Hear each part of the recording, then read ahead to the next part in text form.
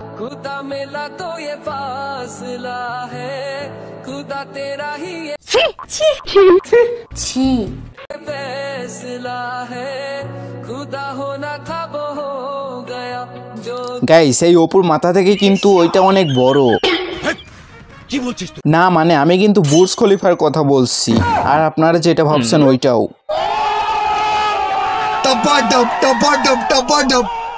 Guys আমি বাংলাদেশ থেকে আসার পরে নতুন একটা মাল পটিয়েছি, সো চলেন সেই মালটাকে আপনাদের দেখাই আগে।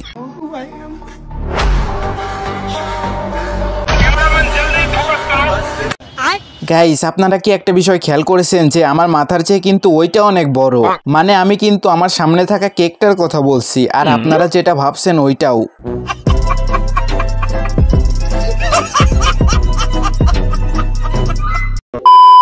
আমি আসলে দুবাইতে চলে আসছি একটা কারণেই, আর সেই কারণটা হলো দেশে যদি আমি মাগিবাজি করতাম তাহলে পুলিশ ধরতো এবং পাবলিক সবাই আমাকে কেলানি দিত। সেই জন্য দুবাইতে চলে আসছি এবং নতুন একটা মাল পটিয়েছি। এখন এই মালটাকে নিয়ে উল্টাপাল্টা কাজ কাম করবো।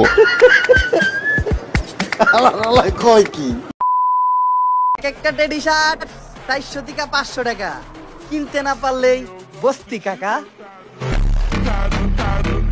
করলে ছাপরি, সেম ড্রেস আপ করলে গ্রামের খালাতো ভাই, একটু চুল কাটা এলোমেলো হলে টোকাই। তা ভাই তোমাদের মতো এত স্মার্ট হ্যান্ডসাম ছেলে পেলে থাকতে শাহরুখ খান সালমান খান নায়ক হয় কিভাবে? যে দেশে টিকটক করে নিজেকে হিরো দাবি করো, সে দেশে শাহরুখ খান আর সালমান খানকে কিভাবে নায়ক ভাবি?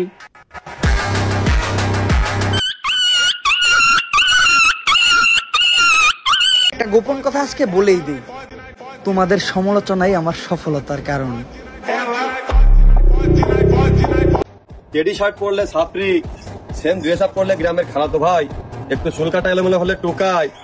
তা ভাই তোমাদের মতো এত স্মার্ট হ্যান্ডসাম ছেলে পেলে থাকতে শাহরুখ খান সালমান খান নায়ক হয় কিভাবে? 2 দিন ধরে অনলাইনে আইসা ওমরকে খোঁচা মাইরে ভিডিও বানাও, লজ্জা করে না তোমার? আমি ওমরকে খোঁচা মেরে ভিডিও বানাবো, তোর বাপের কি?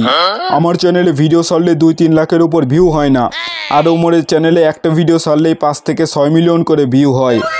তাই আমি ওমরকে খোঁচা মেরে ভিডিও বানাই, যাতে ওমর রিপ্লাই হিসাবে একটা কন্ট্রোভার্সি তৈরি করে, আর আমার চ্যানেলে ওমর আব্বার মতো মিলিয়ন মিলিয়ন ভিউ হবে তখন।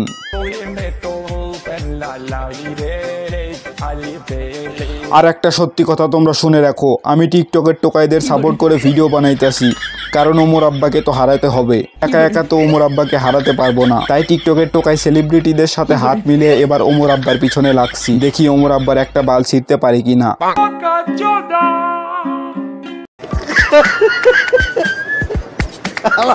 কয় কি?